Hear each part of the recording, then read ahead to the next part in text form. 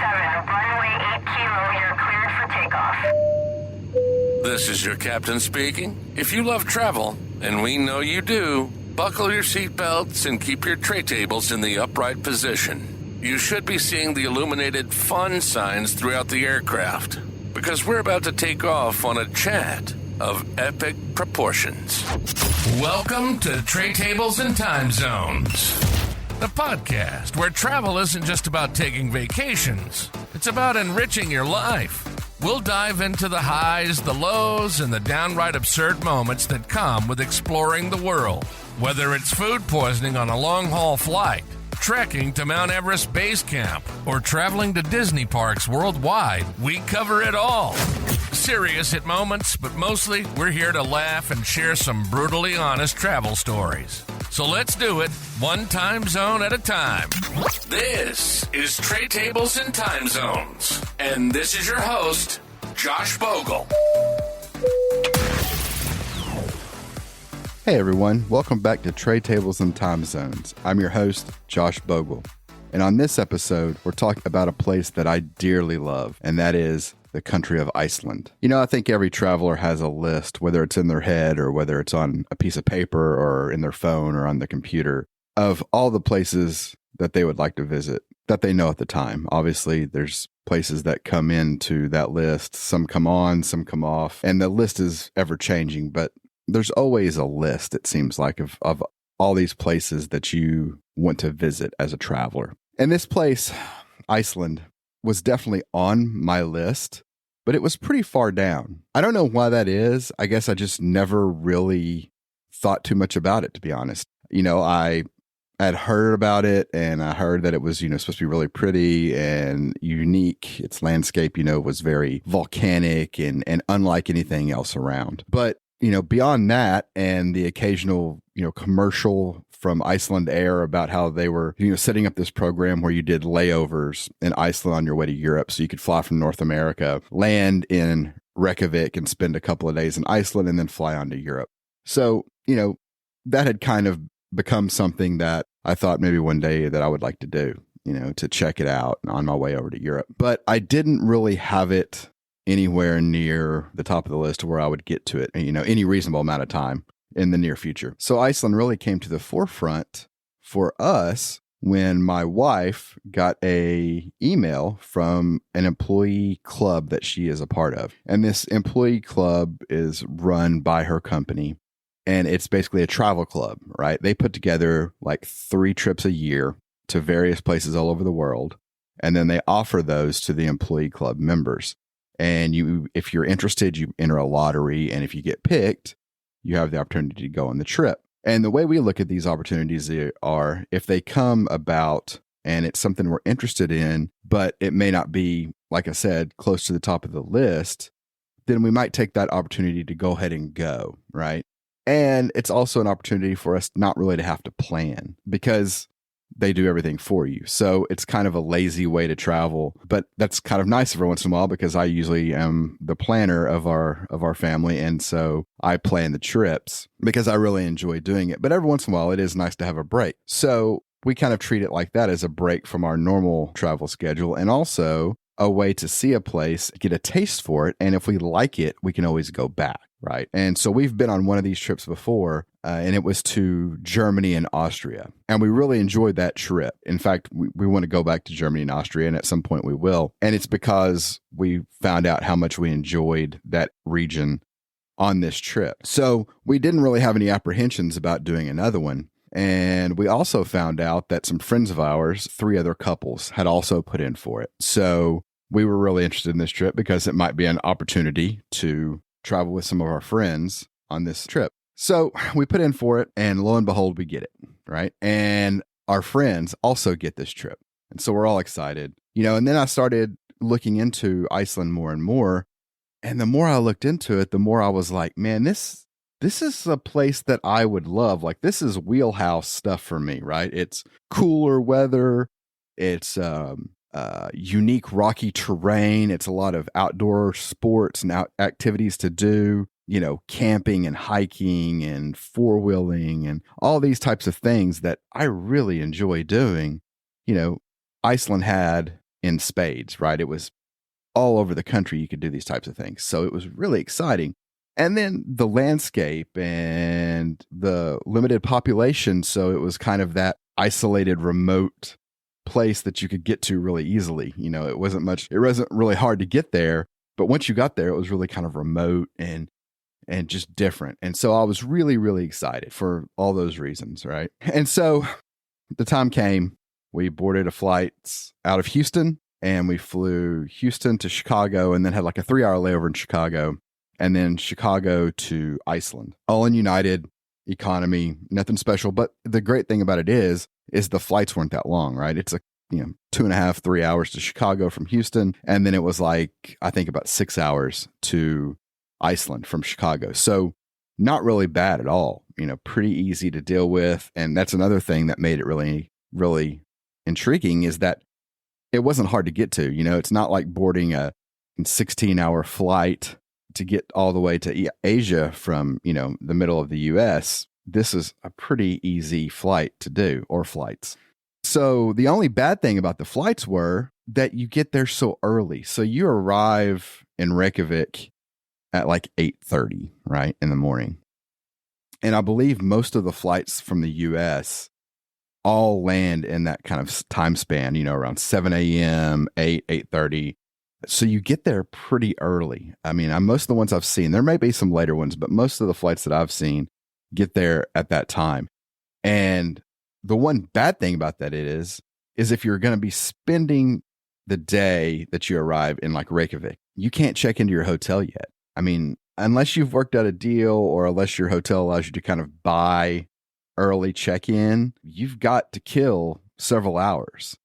Now, luckily on this trip for us, since it was a tour, they had set up, a breakfast when we got there, and then, a couple of stops along the way, and kind of a city bus tour, to basically take away the time. So we land right off the bat. You land in Keflavik, which is about 40 minutes outside of Reykjavik, where the airport is. And you land, and you're looking around at this landscape, and instantly I was intrigued. Like, there's these little bays, and it's kind of dark, not dark, but gray, but it just feels cold, right? And I'm just, man, this is awesome. I love this type of thing. So I was really excited when I saw the landscape when we landed. Keflavik Airport, it's great. Easy. It's not huge. It's easy to navigate.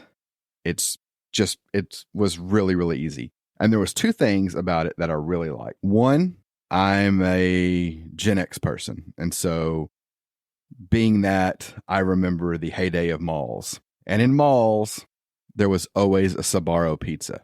And I have this soft spot in my heart for Sbarro pizza. I don't know why, but I love it. I absolutely adore it.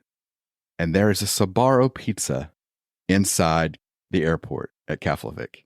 So I was so stoked when we walked by this Sbarro, because I knew when we flew out, I was going to have several slices of pizza, because Sbarros, frankly, are getting harder and harder to find in the US.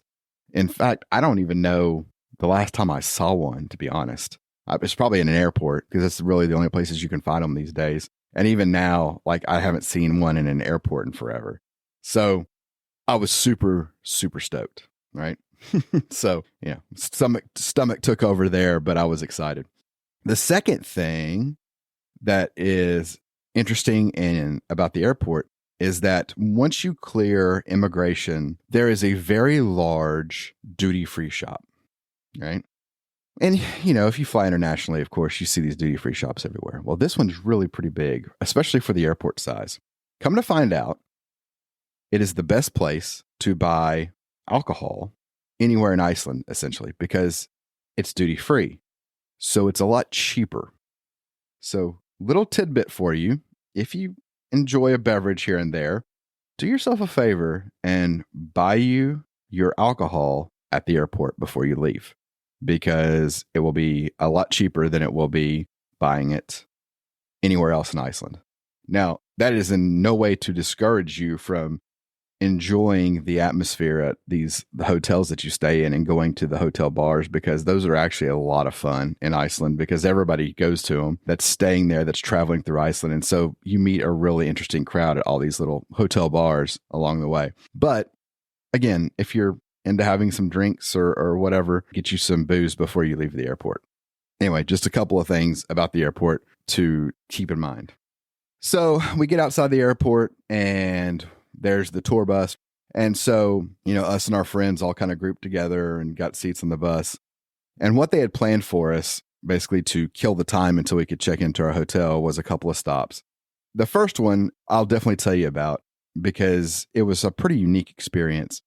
Near the airport, kind of out in the middle of nowhere, is the World Viking Museum, right? And what they do there is they offer a breakfast buffet.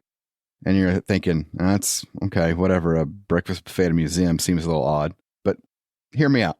And what's cool about it is where you sit, right above your head, is this awesome replica of a Viking ship, right? This building is really cool. It's kind of a big L shape, right? With a lot of glass. And in the vertical portion of the L is this Viking ship kind of suspended in the air.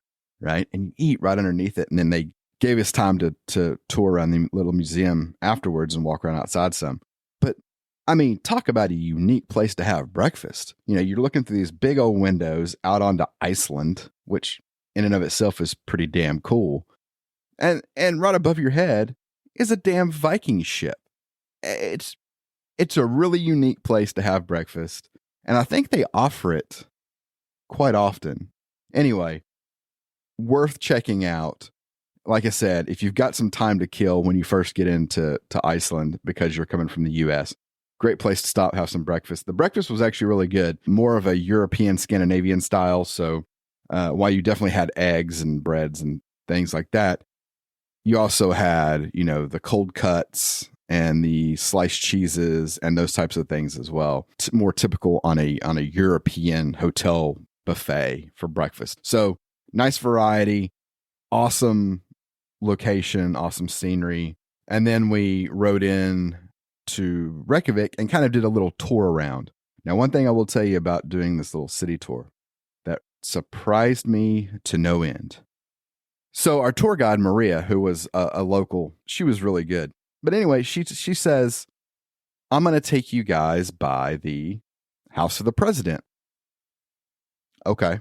I mean, I've seen the White House, so that's kind of what I was expecting. I mean, obviously, probably not as big because Iceland's not as big as the U.S. and things like that. But, I kind of expected that kind of atmosphere, right? House, big fence, security, things like that. No.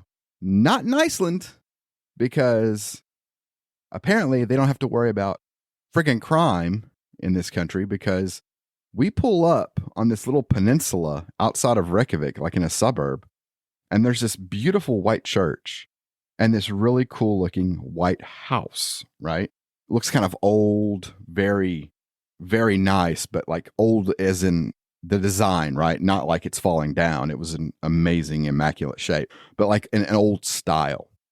And Maria says, this is it. This is where the president lives. And I'm looking around. There's not a fence. There's not a security guard. I see one police car sitting on the side of the house that's empty. I mean, look, don't get me wrong. I'm not naive enough to think that they weren't watching us. I'm sure there's cameras and everything else. But you could just walk right up. I mean, I was walking around on this pathway right in the front yard of this house. Like, I could see people inside the house easily. They weren't very far away, like a stone's throw away. It was insane. Like, again, I'm from the US. There's a huge fence around the White House and a bunch of security that you can see and a bunch you can't see. And you're not getting close to that thing, right? I mean, it's just not going to happen. In Iceland, no big deal.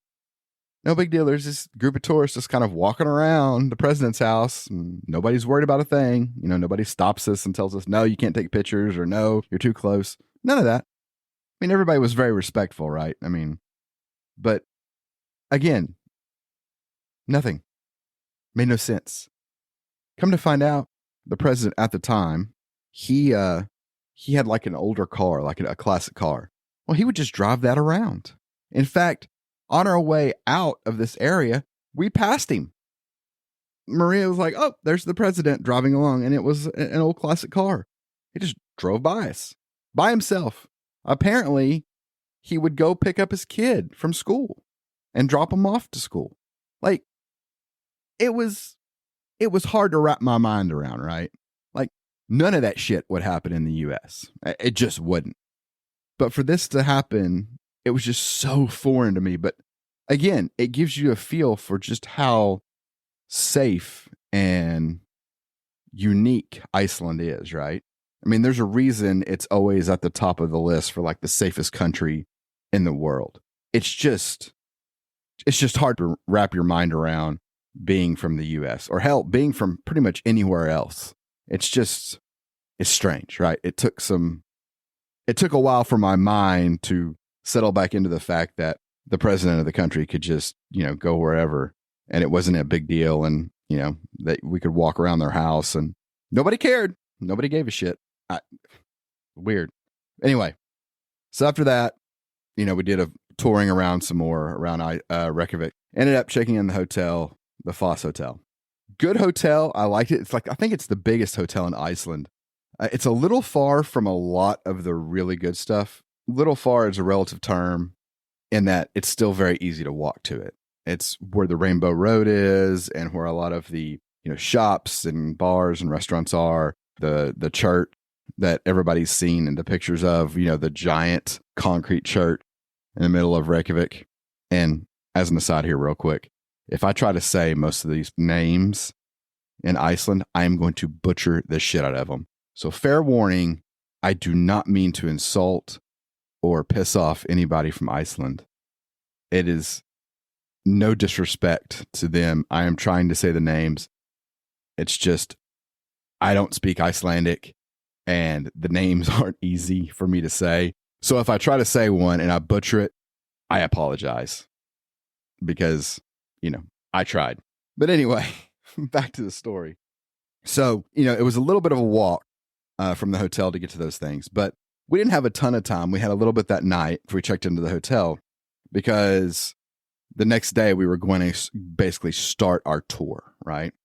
And so I think we ended up going to dinner at a food hall that was actually pretty close to the hotel. And that was a really good option. So if you're staying like at the Foss Hotel or in that area of Reykjavik and you're looking for dinner for that, especially on the first night, and you don't have like a reservation somewhere special or somewhere you found on the internet, check out this food hall because it's really good and it's got, 6-7 different places in it. So it's a good variety, right? Like you can get wood-fired pizza or you can get more of an Icelandic style dish, or they also had like, a gelato place and things like that. So it was really cool, right? And it's a good place to kind of go, have dinner, have a beer, have a glass of wine, relax and kind of, ease yourself into the trip. So that's what we did. The next day started the true tour of Iceland, right? And so as anybody that's looked into a trip around Iceland, one of the big things you'll hear about is the Ring Road, right? Which is, I believe, Highway 1. And that basically goes all the way around the island, right? And along the way, there's different sites, there's when you're in the southern area of the country, when you're in the East Fjords, the North, the West Fjords, and then back into Reykjavik, right? And there's certain areas to really famous sites along that way. And so we were going to be doing that. And in addition, the first day we were also going to basically be doing the Golden Circle, right? Which is another smaller route, but it picks up a certain amount of the bigger highlights and bigger sites near Reykjavik. So we were going to be doing that first. And how I'm going to kind of do this discussion about this is I'm not going to give you a day by day. That's a beating. Nobody wants to hear that. What I'll do is I'm going to give you a couple of places along the way that I really, really liked, right? So if there was something that's worth, spending a couple extra minutes on, I'll tell you about those because there certainly are. But I will preface all of this by saying pretty much anything you go see in Iceland is gonna be fucking amazing, right? It's gonna be beautiful. It's going to be unique. The whole damn country is unique and beautiful and amazing. So don't let my picking out a few things make you think that those are the only cool things, at least in my opinion, because they're not. It's pretty much all badass. It's just that certain things really kind of grab your attention or pull you in, and I'm going to mention those. So back to the route. Golden Circle's first day, and there was 3 stops basically on this for us. I know there's a couple other places that are included in the Golden Circle, but for us, we did the 3 kind of big ones, right? And that is Thingvellir National Park, Stoker Geyser, and Gullfoss, which is a waterfall. So Thingvellir, which is the national park, is a beautiful spot. It's very kind of, it's got a lot of canyons. And in fact, when you leave the shop and little cafe, you walk down into this park area through this canyon, right? Very picturesque, very cool. A couple of cool things. I think, if I remember correctly, so the first Parliament of Iceland had its meetings there. And also, this is the place that you've seen, I believe it's called Silfra. This is also where Silfra is, which is basically where the tectonic plates are pulling apart. So there's this canyon that's full of water that's basically between 2 tectonic plates. I mean, if you think about it, it blows your mind, right? You're like the size of these geologic formations, and here's these 2 massive plates, tectonic plates, and they're pulling apart right at this location, right? And so you can actually go snorkeling and scuba diving in that, and you're really scuba diving between the 2 plates, right? In this space between them. We didn't get to do that, but you can best believe that snorkeling in that is on my list for when I go back. So that was a pretty cool introduction. You know, we kind of got the stories of this area and got to see some of the sights, and it kind of got us warmed up for what was coming, right? So next, we went to the Stoker Geyser, and that was really cool. Actually, I've never been to Yellowstone in the U.S., so I've never seen like Old Faithful, you know, the geyser in the U.S. Just haven't made it there yet. So I'd never seen like a real geyser. This one is so cool. So you basically, there's another couple of stores and cafes and this big parking area. And then you cross over the street and walk out, and you walk out into this big flat field area, right? And there's kind of water, you know, just surface water everywhere. And then in front of you, you start seeing these kind of roped off areas where these pools are that the geysers erupt from. And the main one is the Stoker Geyser, the Great Geyser. And it goes off every couple of minutes. And that is just the wildest thing to see. You know, you start to see between the tectonic plates of Thingvellir and Stoker Geyser, you begin to really realize just how volcanic and how active the things are below the ground in Iceland, and how Iceland is constantly growing and changing because of all this volcanic activity, right? It's literally happening in front of you. So getting to see the geyser, you know, shoot off water way up into the sky, friggin' awesome. I mean, I loved it. It was, you know, this is nature at its best, right? You're getting to see all these really cool natural occurrences, which is awesome. So the last thing that we went to see during the Golden Circle was Gullfoss, which is this huge waterfall, right? Several layers, you know, it's just massive. And there's trails down to it that you kind of can get up near where the falls are actually breaking over, and then a couple of higher vantage points. It's spectacular. I mean, in a country that is known for amazing waterfalls, and it seems like there are amazing waterfalls at every damn turn, this one is certainly one that stands out to me. It's just, I think it's the volume of water that is moving through there, and how you can just, the roar of it, and how powerful it is, and how big it is, right? It's just something you don't see every day. So that was pretty much the first day. Then we're moving in a counterclockwise direction. We spend the night in a hotel along the way, and we keep moving east, right? Counterclockwise. So a couple of the highlights for me in the southern part of the country. So I'll try to break this up into regions. The southern part is very, very beautiful. And you get down like the area near a town called Vik. And Vik is kind of a little jumping off point for a lot of things. One of those is the Reynisfjörður. I know I just butchered the shit out of that. But anyway, that's the black sand beach. Let me just say that. You walk out on this thing and you're just like, holy shit. It's like it's literally like a movie in front of you, right? The skies were gray. The ocean was pretty rough. And I'll talk about that in just a second. But the sand is black. It is black, really dark, just magical, right?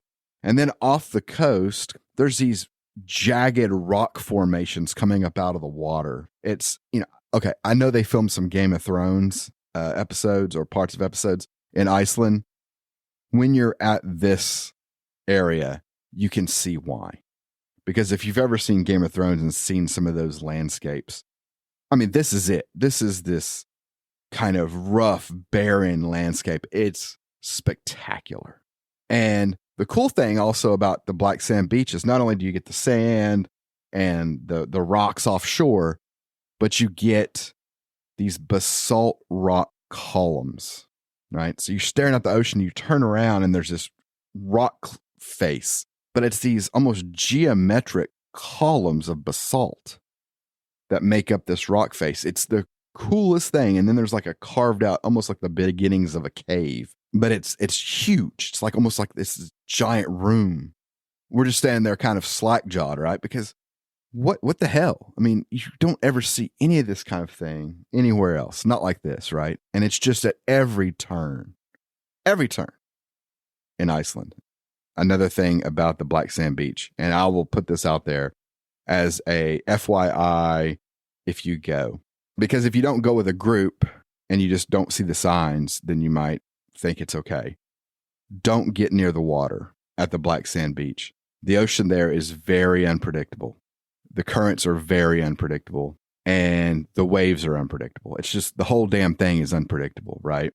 And there have been multiple instances, especially of tourists, they get too close to the water, a rogue wave comes up and washes them out, right? They get caught in the currents and they have to be rescued if they can. Like, it's very, very dangerous.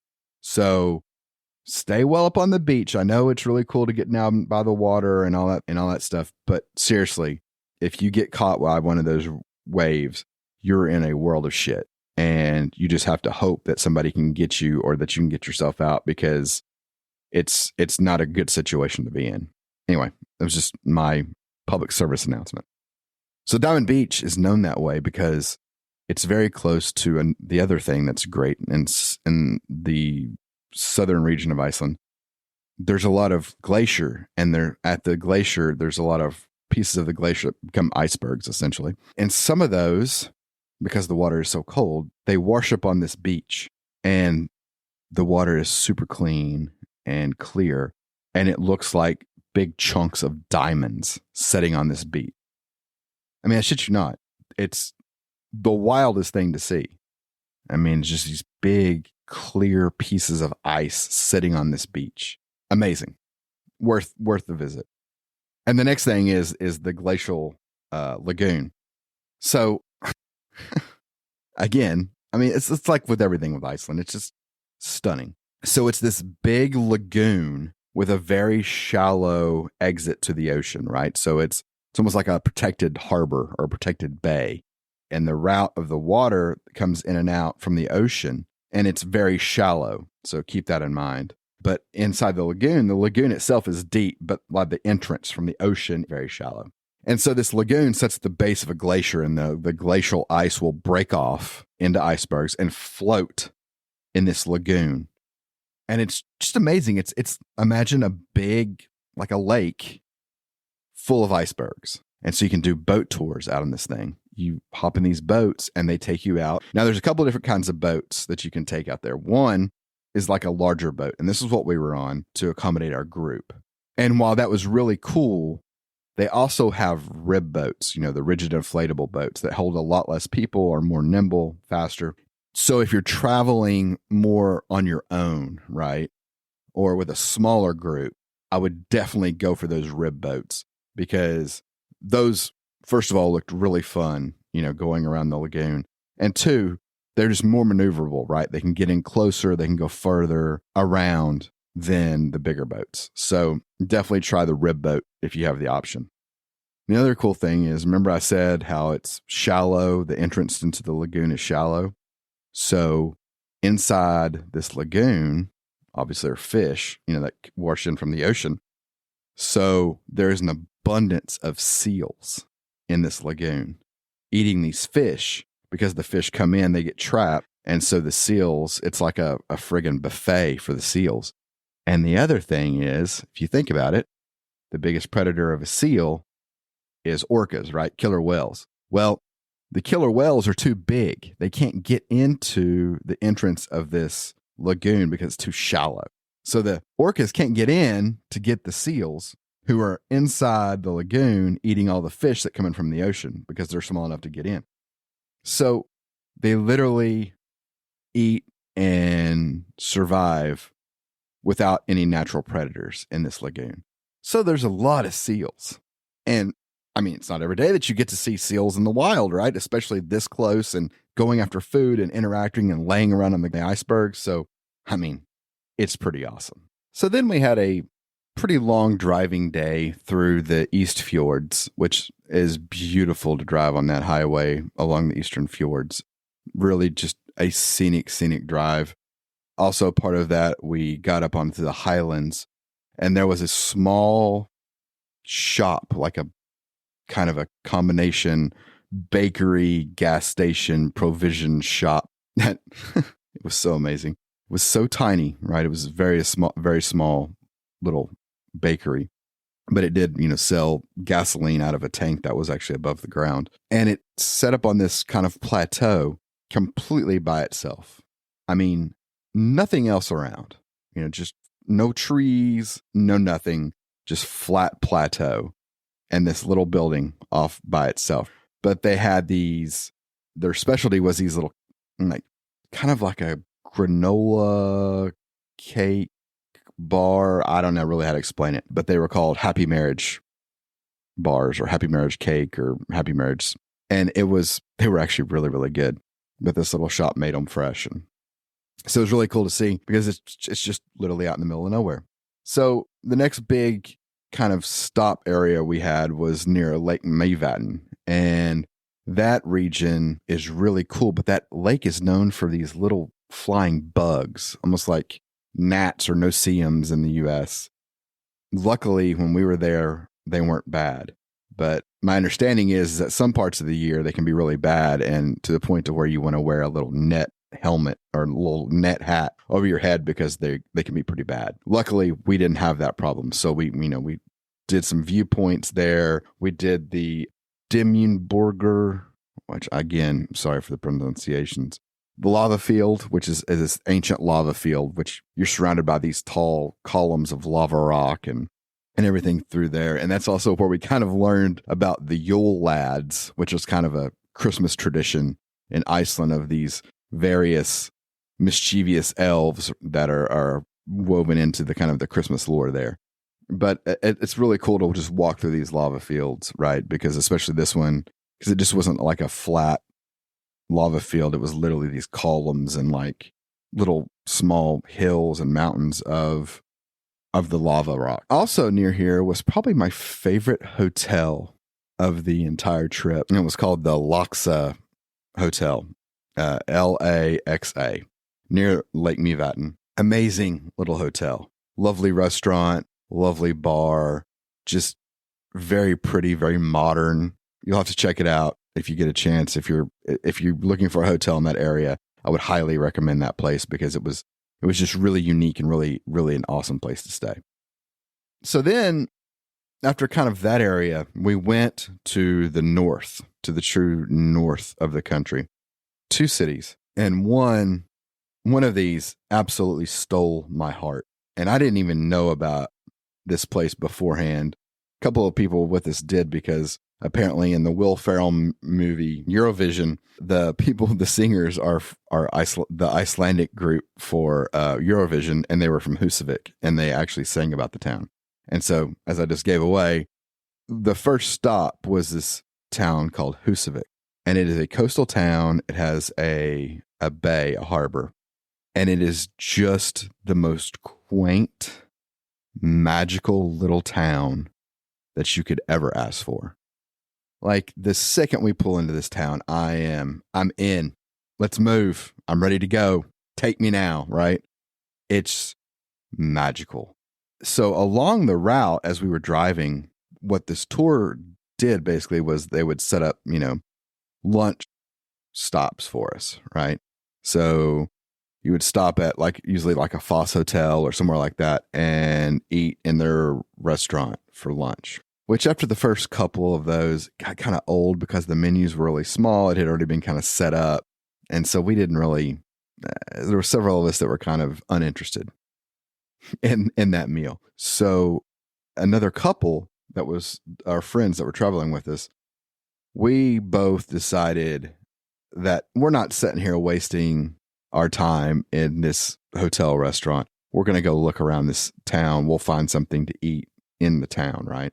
And so we walk out of the hotel and we decide, we are hungry. So we want to go into a restaurant, and we find this one called Gamli Bakker. I'm sure, again, I'm saying that wrong. But anyway, it's this cool little rustic fish village looking building looking out over the harbor. Had pretty good reviews. Let's go check this out. So we went in there. Best lunch of the trip. I had some of the fish/seafood stew that Iceland has that's pretty much everywhere. And amazing. Just absolutely amazing. And then I had a lamb steak. So I know lamb can be divisive with people because, at least in the US, you either love it or you hate it. And it's usually because of the gaminess of the meat, right? There's a certain gaminess to meat when you have lamb. I'm telling you what, lamb in Iceland is like nothing I have ever had. It is phenomenal. It is super clean tasting. It's not gamey. It's wow. I mean, I like lamb in the US. I mean, it's not my first choice, but I enjoy it. But the stuff in Iceland is amazing, right? I mean, it's just shit. I would eat that all the time because it's that good. So anyway, we had this beautiful little lunch, had a beer looking out over the bay. It's just, Húsavík is a magical place to me. I don't know what it is about it. It has this certain draw to it that I adore. I could go back and spend a month in that little town and just hang out and watch the world go by and be completely happy. Amazing. So on that same day, though, we also went on a whale watching tour between Húsavík and the next stop where we spent the night in Akureyri, which is kind of the capital of the north, the second biggest city in Iceland. There's a lot of the fjords where you can go whale watching, and that's what we did. And we had to get into the full rescue cold water survival suit because the water is fucking cold. And if you fall in, I mean, they're going to be able to get you out pretty quick, but still, it's going to be really cold. So we were in these full survival suits, right? Which mine was hot as shit. I'm naturally warm. I'm usually hot most of the time. It's sweat. And I put this thing on, and I'm in this cold weather in this boat, this open hold boat out in the water. I'm still sweating. Anyway, the whale watching ended up being, I think it was 2.5 hours, almost 3 on this boat. And the seas were pretty rough. Luckily, I don't have any issues with seasickness. My wife, who grew up on the ocean, has no issues with it. So that was fine. 2 of our friends, I will say, struggled a little bit with the seasickness. Now, they never lost it, which bravo to them. But they were so ready to get off that damn boat. I'd never seen 2 guys who were just God, get me off of this godforsaken thing, right? I mean, they were just beaten. I don't even know if they ended up seeing any of the whales. But we're kind of all up on this middle part in the platform amidships, and we're watching, right? And we're trying to find these whales. And lo and behold, we see the first one come up, right, to breathe. It's a pretty spectacular sight. Again, it's one of those things, you've seen it on TV a million times, right? These whales breaching and whale tails and them coming up to breathe through the blowhole and all that. And it's really cool to see on TV. To see it in person, and to have that kind of click in your brain that, holy shit, that does really exist. It is real. And that really does happen. Pretty amazing. Pretty special. I would absolutely go on another whale watching tour because, there's lots of whales in that part of Iceland. That's part of their migration, right? They go all the way to the north and then they go down into the Caribbean and then they come back up to the north and then they go back. So there's a lot of them there and you're pretty much guaranteed to see some. Now, after we did that, we headed into Akureyri and we're all hungry and tired. It's been a long day. And so we check into the hotel in Akureyri. This was the first time that we really got out and got to enjoy the town. Also, it was the summertime in Iceland. It was the time for the midnight sun. Me and our friends were kind of like roaming down the street, this main drag in Akureyri, right? It's like 11:30 at night. And the sun is still, and it's still light outside, and it's never really gets dark. And it was weird. Frankly, it was really weird. But there was this cool little thing. We acted like 6-year-olds. On this street, there was like a little playground and it had this big long slide. So we're up there taking turns on the slide. It's like 11:30 at night. I'm sure the locals thought we were a bunch of jackass, Americans, but it was pretty neat to get to play around outside and it was still light out at 11:30 midnight. So Akureyri is actually really a cool little town. All the stoplights have little hearts in them. So like when the light turns on for a stoplight, it's a heart. It's just those little touches, right, that make it really, really pretty neat. So from Akureyri, we kind of worked our way back to Reykjavik. We had seen a lot of stuff. I'd mentioned some of it here, but we had seen other things as well. But we made our way back to Reykjavik because we were going to have basically a free day in Reykjavik before we flew home. And so the plan was the next morning was to go to the Blue Lagoon. Now here's the thing. I've seen a lot of shit on social media. Oh, don't go to the Blue Lagoon. It's touristy. I'm just going to tell you right now, that's all bullshit. Complete horseshit. The Blue Lagoon, fucking amazing. It is. The water, that milky blue color, amazing. The warmth, amazing. The scenery, amazing. I don't give a shit what anybody says. Look, I absolutely agree. There are other lagoons, hot springs and things in Iceland, geothermal baths in Iceland. There's a ton of them. I would love to try them all. But for anybody that says that the Blue Lagoon is just tourist horse shit, they don't know what the hell they're talking about because it is amazing. It's steamy and it's, the air's cold and the water is super hot. Feels amazing. We did the whole thing. You get like one silica mask free or included with just the basic package. So we did that, if nothing else for the pictures. Then you can have a couple of drinks. And so there's this nice bar and you go over there and you can get like a beer. So, we got a couple of beers and set in different areas along the lagoons, kind of moved around some. And it was just the most relaxing, enjoyable thing ever. It was a great way to end the trip, right? Because we've been going fast for several days.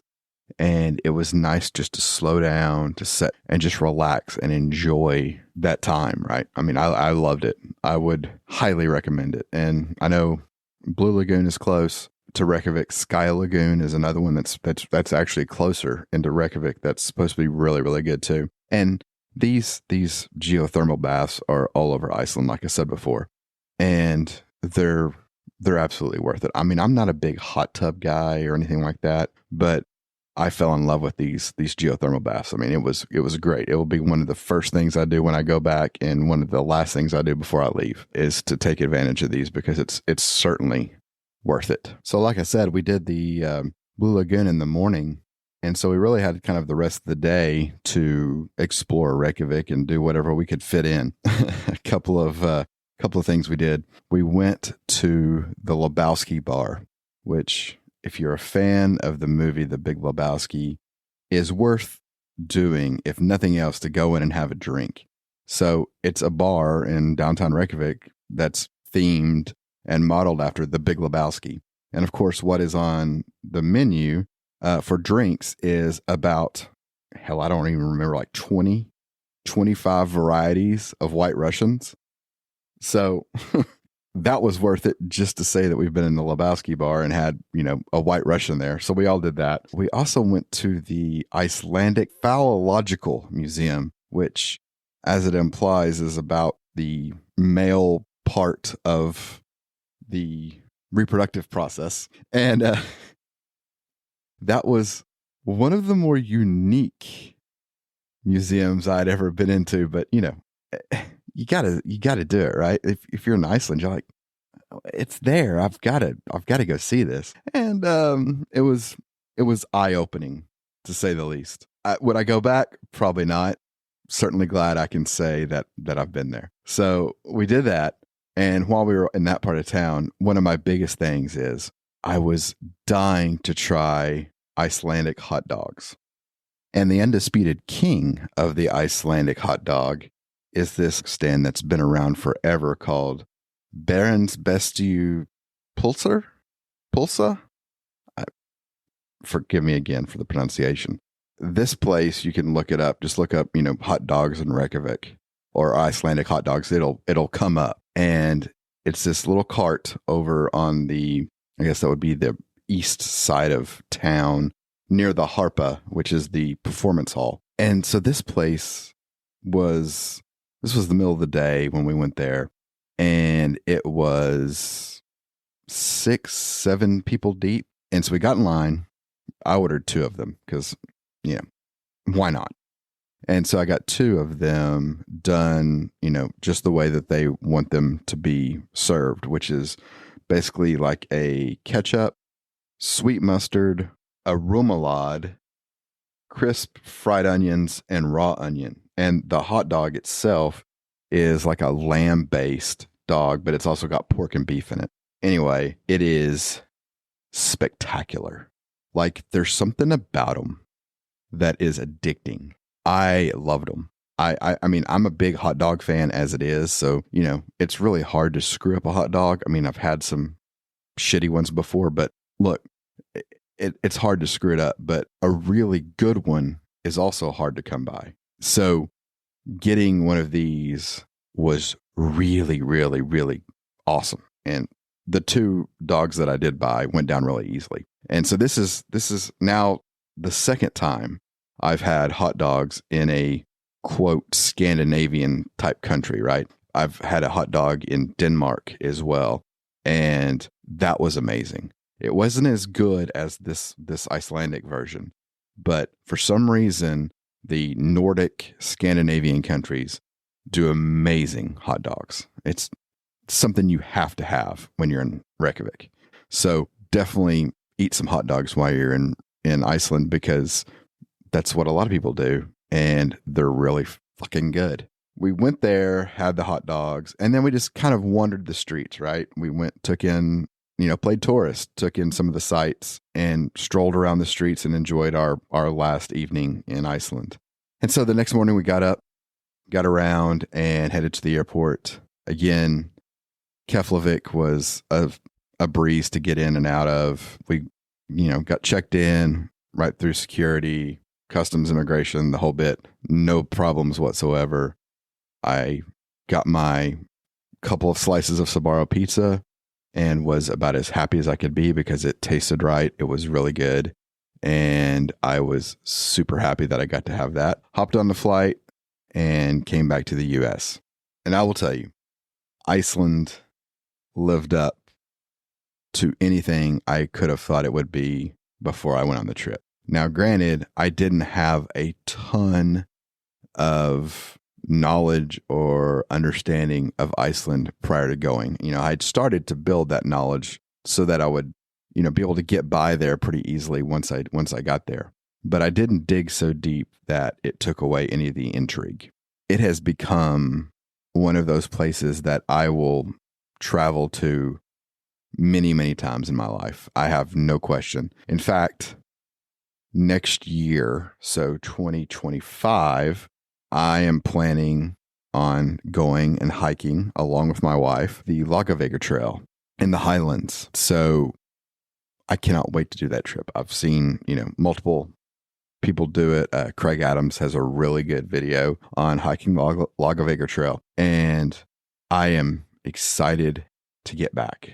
We're going to go. I think we're going to go on that trip, and it's just going to be, fly in, spend a day in Reykjavik, go to the trail, it's basically a 4-day, 3-night hike, and then come back to Reykjavik, probably spend a day or two in Reykjavik, just, going to, some of the geothermal baths and hanging out and doing little touristy things while we're there before we fly back, since we're already there. Also, I've got at least 2 or 3 more trips that I have in my head that are planned for Iceland. I would love to take a couple of weeks and do the full ring road, including up to the West Fjords, which we didn't get to do on this trip, up to Isafjord and that area. I would love to do that and go back and revisit some of the places I've already been and visit some new ones. I would adore the opportunity to do that. I think it would be fun, and I'd probably get like at least something with a roof tent or a camper or something, and camp like 3 nights and then spend the 4th night in a hotel, camp a couple of nights, spend the night in a hotel, and kind of do that all the way around Iceland and just really take it all in. I would love to do a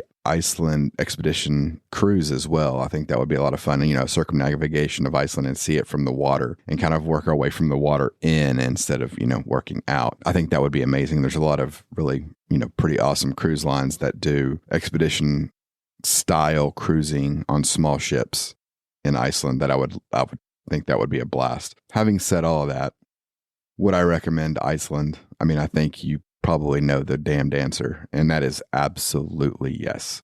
It is, if you like the outdoors in any way, like if you appreciate, hiking or trekking or mountain climbing or any outdoor sport, especially, and you like the cold, right? You don't like it to be constantly 100 degrees, then you are going to like Iceland. The people are friendly and easygoing. We never had any problems with the local people or not being able to speak Icelandic.